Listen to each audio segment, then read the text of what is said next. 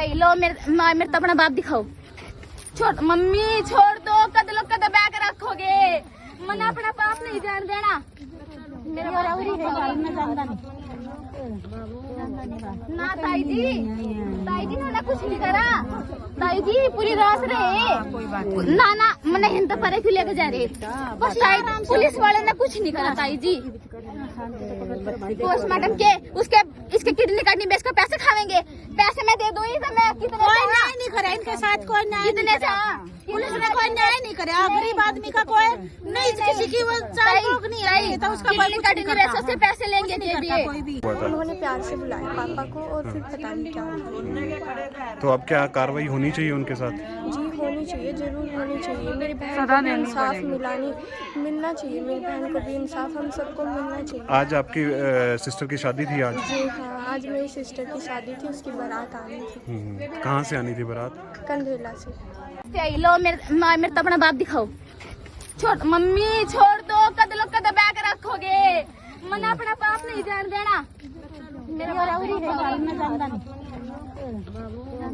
ना ताई जी ना कुछ नहीं करा। ताई जी पूरी रात रहे ना मैंने हिंद परे क्यों लेके जा रहे, बस पुलिस वाले ने कुछ नहीं करा। ताई जी पोस्टमार्टम के इसके किडनी काटनी बेच कर पैसे खावेंगे, पैसे मैं दे दूंगी तो मैं कितने कोई न्याय नहीं करे इनके साथ, कोई न्याय कितने से पुलिस ने कोई न्याय नहीं करे। गरीब आदमी का कोई नहीं, किसी की वो रोक नहीं है तो उसका किडनी काटनी बेच से पैसे लेंगे कोई भी। सिर्फ आपके ताऊ जी थे कमाने वाले? हाँ जी, कल यही थे बेचारे। तो वही पालन पोषण करते थे आपका? पढ़ाई लिखाई सारी वही यही करते थे। तो आपके ताऊ जी के साथ क्या हुआ है? मर्डर हुआ है? किसने मारा है? शेखपुर में प्रदीप और इसने संजय ने। तो क्या बात, किस कारण, क्या कारण था?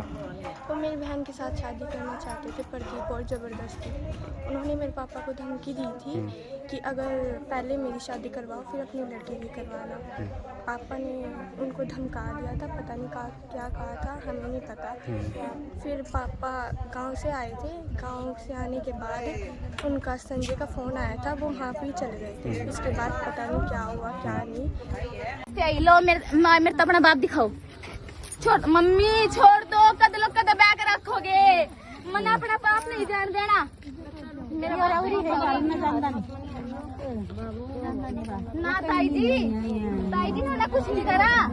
ताई जी पूरी रात रहे ना मैंने हिंद परे क्यों लेके जा रहे, बस पुलिस वाले ने कुछ नहीं करा। ताई जी पोस्टमार्टम के इसके किडनी काटनी बेच कर पैसे खावेंगे, पैसे मैं दे दूंगी तो मैं कितने कोई न्याय नहीं करे इनके साथ, कोई न्याय कितने से पुलिस ने कोई न्याय नहीं करे। गरीब आदमी का कोई नहीं, किसी की वो रोक नहीं है तो उसका कोई काटनी बेच से पैसे लेंगे कोई भी।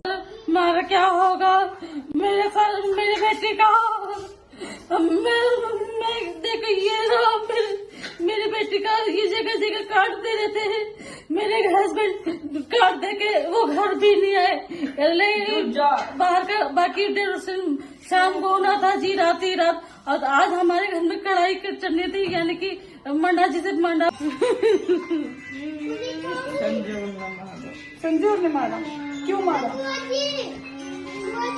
नहीं पता, किसने मारा, क्यों मारा नहीं पता। संजय ने क्यों मारा, कोई दुश्मनी थी संजय की? मेरा पापा और चच्चे जोर ने बिंडे मारे, वो चच्ची ने बिंडे नहीं उठते, वो चच्ची ने बिंडे उड़ने वो मारे। खबर चलाई थी, उसके बाद कोई गिरफ्तारी वगैरह कुछ हुई? नहीं जी, कुछ नहीं हुआ। उसको हमने SI पे खुद गिरफ्तार करवाया है कोर्ट के सामने से, क्योंकि वो अपनी बेल करवाने के लिए जा रहे थे वहाँ पे। हमें किसी ने बताया था कि वो 5 बजे के छुपे बैठे हैं कोर्ट में। तो हमने SI को भेजा, 3 टीम भेजी हमने SI की, तो उनको गिरफ्तार कराया वहाँ पे। और अब वो अंदर ही है जेल के। क्या कोर्ट में क्या कर रहे थे वो? जी वो पता है कि वो बेल करवाने के लिए गए थे। अगर उन्होंने मर्डर नहीं किया तो कोर्ट में क्या जरूरत थी उन्हें जाने की। तो इसलिए हमको मतलब कल हमने लाश तब ठान दी जब हमें पता चल गया कि वो अरेस्ट नहीं हुए, बल्कि वो जेल में चले गए हैं। हम खुद जाकर देख गए थाने में कि हाँ वो अंदर आ गया है। तो तब हमने लाश को उठने दिया वहाँ से। अच्छा जी, डेड तो बॉडी आपको आश्वासन दिया था कल उन्होंने, पुलिस वालों ने, कि हाँ जी, हमने गिरफ्तार कर लिया? गिरफ्तार करेंगे। हाँ जी। हाँ जी, फिर हमें पता चल गया कि वो अंदर है। हमारा एक बंदा गया फिर थाने में। हाँ जी, वो प्रदीप और संजय और एक बंदा और है, वो तीनों पुलिस ने बोला हमने गिरफ्तार कर लिए हैं। हाँ जी, हमारे सामने तो यही बोला। लड़की के पिता ने ये उनको बोला था ससुराल को लड़की के कि बारात हाँ मत जी, लेके आना। वो बताती हूँ मैं आपको, 6:30 बजे यूपी से लेकर आए मुझे, और वे इमरजेंसी के लिए 1 लाख रुपए लेकर आए। बाकी सब जगह उन्हें आप कंफर्म कर सकते हैं, जहाँ जहाँ हमने इलेक्ट्रॉनिक की और फर्नीचर की, कपड़े की, सबकी साई दे रखी थी कि भाई उस दिन हम लेके जाएंगे और लड़के के वहाँ पहुँचा के आएंगे सामान को। तो वे वो 1 लाख रुपए लेकर इमरजेंसी के लिए कि कहीं में मतलब जरूरत पड़े, शादी का घर है तो आप 1 लाख रुपए दे दो। और उनके गले में 1 या 1.5 तोले की चैन थी, ये कंफर्म नहीं है कि कितनी बारी थी वो। तो जहाँ पर लड़की की शादी होनी थी वहाँ किसने बताया था कि बारात लेकर आए? नहीं जी, मैं बता रही ना आपको शुरुआत से कि मतलब 6:30 बजे मुझे लेकर आए। उनके पास फोन आया, 2 फोन लेते, वो एक 15,000 का 3 दिन पहले लेके आए थे और एक छोटा फोन था। तो यहाँ बाइक रुकते ही मैं अंदर गई तो उनके पास फोन आया, बुआ जी यहाँ पे थी नहीं और कोई नहीं था यहाँ पे। मैं बोले भाई साहब आप कहाँ जा रहे हैं? बोले भाभी जी मेरे फ्रेंड संजय का फोन आ रहा है, 1 से 5 मिनट में आ रहा, मैं फिर मार्केट में जाऊंगा सामान लेने के लिए। मैं बोली भाई साहब ठीक है जल्दी आना। फिर हमने लड़की को बताया ये कहीं पे जा रही थी। लड़की बोली मम्मी जी कहाँ है मेरे पापा? मैं बोली वो उनके फ्रेंड के पास गए मिलने के लिए। तो उन्होंने तुरंत फोन किया अपने पापा के पास। वो बोले पापा जी आप कहाँ हो? बोले बेटे मैं अपने फ्रेंड के पास हूँ और थोड़ी देर में आ रहा। तो लड़की मतलब अपने माता पिता की आवाज से ही भाग जाती है कि क्या सिचुएशन है उनकी। जी बिल्कुल। तो बोले पापा आप डरे हुए हैं और मतलब आप घबराए हुए हैं, आप मुझे बताओ क्या प्रॉब्लम है? शादी को लेकर है, पैसे को लेकर है, किसी बात को लेकर टेंशन है आपको? ना बेटे मुझे कोई टेंशन नहीं, एकदम से फोन कट गया। तो उसके बाद लेडीज संगीत हो रहा था, सब कुछ हो रहा था, मेहमान आए हुए थे घर में, तो उसमें व्यस्त हुए बच्चे। तो जी उसके बाद 10 बजे फोन आया उनके ससुराल से, मेहंदी लगवा रही थी जो लड़की जिसकी शादी थी। तो वो बोली हमारे साथ तेरे पापा ने ऐसे मजाक किया, देख ऐसे आरती मजाक नहीं करना चाहता, हमारे कल मंडा है और हमें बहुत घबराहट हो रही इस बात से। तो उनके आने के बाद ये नीचे आई लड़की, बोली मेहंदी लगाती तो बोली मम्मी ऐसे ऐसे काम हो गया। तो हम सारे इकट्ठे हो गए, मतलब इधर उधर फोन करने लगे उनके जानने वालों के पास, जहाँ पे बाइक खड़ी करके गए उनसे पूछा, उनको बुलाया अंकल को। वो बोले उन्होंने बोला कि आप आ जाओ और हम वहाँ पे बैठे, मैं शेख पर अपने दोस्त संजय के पास और मैं थोड़ी देर में आ रहा। तो जी वे उसके बाद हमारे पास कोई कॉल नहीं आई, ना हमें कोई पता चला। जब हमारे पास आया कि बारात लेकर नहीं आना मेरे पास, वो बोले भाई पापा मजाक ना करो, शादी से बड़ा मुझे जरूरी काम है। बोले शादी से बड़ा कौन सा जरूरी काम है? हाँ जी मुझे बहुत जरूरी काम है, मेरे पास आप बारात लेके नहीं आओगे। तो उन्होंने एकदम से फोन काट दिया और अफरा तफरी बीच की घर में कि भाई ये क्या हुआ। तब उनकी ढूंढ शुरू हुई। उसके बाद हम डायरेक्ट 32 सेक्टर में सदर थाना में गए कंप्लेन लिखाने के लिए, और हम बार बार सारे के सारे कांटेक्ट करते रहे उनसे कि वो फोन उठा ले, वो फोन उठा ले। नहीं आपने बताया अभी संजय का फोन आया था, उससे संपर्क नहीं किया था फिर आप लोगों ने? हाँ जी, जो हमारे देवर है उनके दोनों फोन ऑन थे और बेल जारी थी, लेकिन उन्होंने फोन नहीं उठाने दिया क्योंकि गन पॉइंट पर रखा था उनको। अच्छा जी। इसलिए उन्होंने फोन नहीं उठाने दिया। तो पहली कोई दुश्मनी वगैरह भी थी उनसे? हाँ जी, नहीं जी दुश्मनी 7 साल पहले हमारे देवर की लड़की की शादी हुई थी शेखपुरा गांव में। अच्छा जी। तो मतलब वो उनके दोस्त बन गए जी।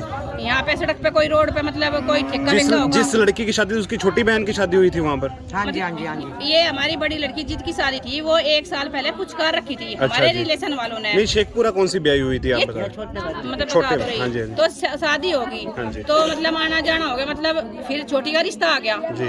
अच्छा रिश्ता था तो हमने शादी कर ली।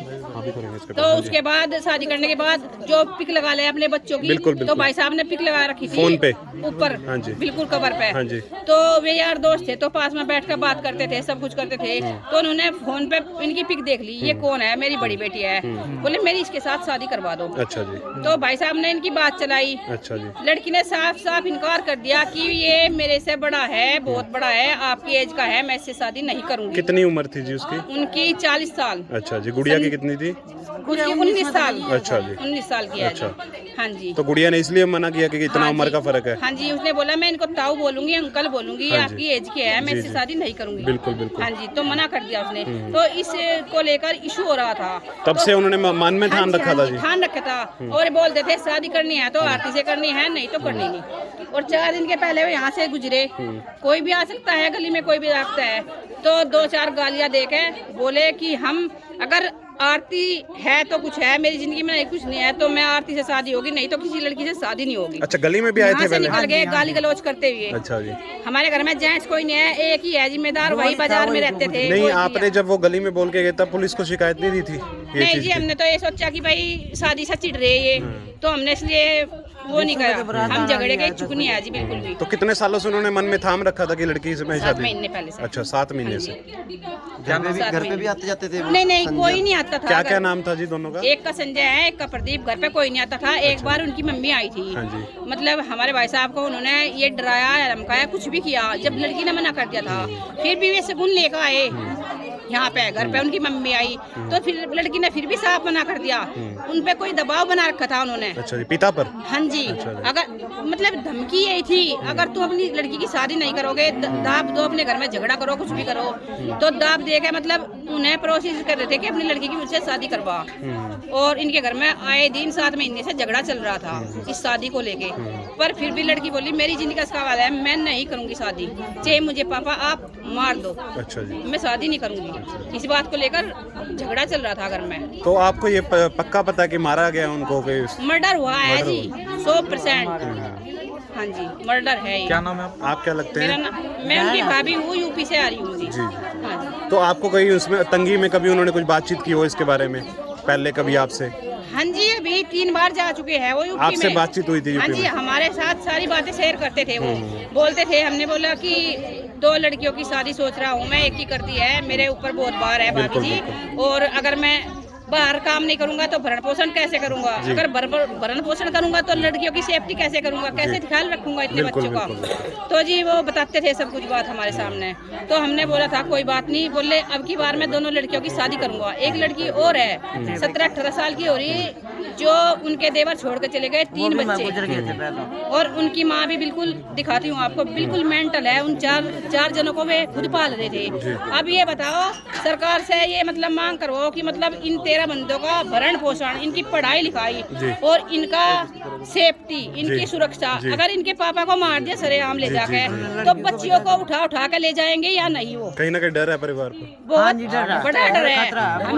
हमें सरकार से हम विनती करते हैं कि हमारे बच्चियों की सुरक्षा, हमें पुलिस प्रोटेक्शन चाहिए, उनको फांसी चाहिए और इन्हें जिंदगी भर का मुआवजा चाहिए जिन्होंने उनको मारा है या और उन्हें भी पाल रहे। अब ये 4 बंदों को ये बताओ आप कौन पालेगा? 3 लड़कियां जिनकी कोई आगे ना पीछे है। दिमाग से अपसेट है जी ये? बिल्कुल अपसेट, बिल्कुल खत्म है भैया। तो इनके कितने बच्चे हैं? बात करके देख लो, 3 बेटियां हैं इनकी। अच्छा जी। हाँ जी। तो ये भी इसी घर में रहते थे जी? हाँ जी, वो मेरे देवर ही इनका पालन पोषण कर रहे थे 4-5 साल से। अच्छा, इनके घर वाले नहीं है? इनके घर वाले 2 साल हो गए जी। इनके घर वाले हैं, मम्मी है, भैया है, वो करोड़पति है, लेकिन वो इसकी कोई मदद नहीं करते। हाँ जी। कुछ नहीं है। तो इनके घर वाले की कैसे डेथ हुई थी जी? वो बीमार हो गए थे, उनके खून में इन्फेक्शन हो गया था, उनकी डेथ हो गई। तो उसके बाद इन्हीं के पिता, इससे भी पूछ लो क्या हुआ था जी? एक्सीडेंट हुआ था उसके पैर पे। तो अभी आपका पालन पोषण कौन कर रहा था घर पे? मेरे वहीं करे थे, वहीं डॉक्टर के ले जाऊँ जी। नाम बता उनका, जो नीरज का नाम बता अपने देवर का। कौन ले जाते थे आपको? कौन खाना पिलाना कर रहा था आप लोगों को? मेरा जेठ कर रहा था। जेठ कर रहा था? अकेले घर पे वही था? अम्मी सासू करी थी, ये एक था मेरा जेठ, वो गया। देख सकते हैं सिर्फ जेठ रह गया था, वो भी कल देख सकते हैं उसकी मौत की खबर आती है परिवार के अंदर। ये देख सकते हैं सीधी है औरत, इसका दिमाग जो है बताया जा रहा है घर वालों द्वारा पूरा काम नहीं करता, और बच्चे इसके हैं, छोटे छोटे बच्चे हैं। आप देख सकते हैं तस्वीरों के अंदर 3 लड़कियां हैं जी, तीनों लड़कियां हैं जी। अच्छा जी। 3 लड़कियां हैं। देख सकते हैं छोटी छोटी बच्चियां हैं, सभी यही कह रहे हैं कि इनका भी कहीं ना कहीं सरकार को कुछ करना चाहिए।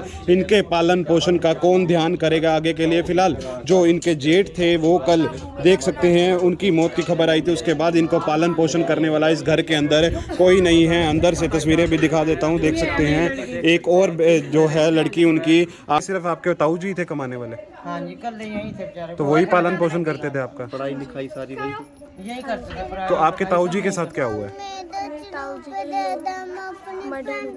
मर्डर हुआ है? किसने मारा है? शेखपुर में प्रदीप और इसमें संजय ने। तो क्या बात, किस कारण, क्या कारण था? वो मेरी बहन के साथ शादी करना चाहते थे प्रदीप और ज़बरदस्ती उन्होंने मेरे पापा को धमकी दी थी कि अगर पहले मेरी शादी करवाओ फिर अपनी लड़की की करवाना। पापा ने उनको धमका दिया था, पता नहीं क्या कहा था, हमें नहीं पता।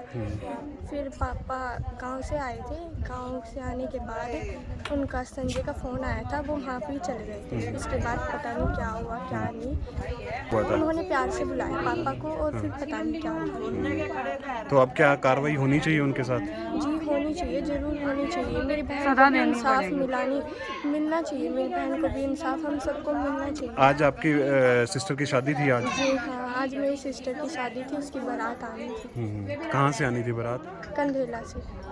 देख सकते हैं उसकी जो बहन है, उसकी बहन ने भी बताया किस प्रकार से उन्होंने अपने मन में ठाना हुआ था कि मैंने इनकी बहन से ही शादी करनी है। उसके बाद जो है कल जो इनके घर एक खबर आती है कि इनके जो ताऊ जी हैं वो नहर में अंदर गिरे हुए मिलते हैं। उसके बाद बातचीत थी, हमने इनसे जानने की कोशिश की थी तो इन्होंने यही बताया था कि ऐसे करके दो जो व्यक्ति हैं शेखपुरा के अंदर रहते हैं, उन्होंने ही हमारे ताऊ जी को मारा है। मेरी आप सभी से अपील है, इस परिवार के लिए आप इस वीडियो को शेयर कर देना ताकि इनको जो इंसाफ है वो जल्द से जल्द मिल सके।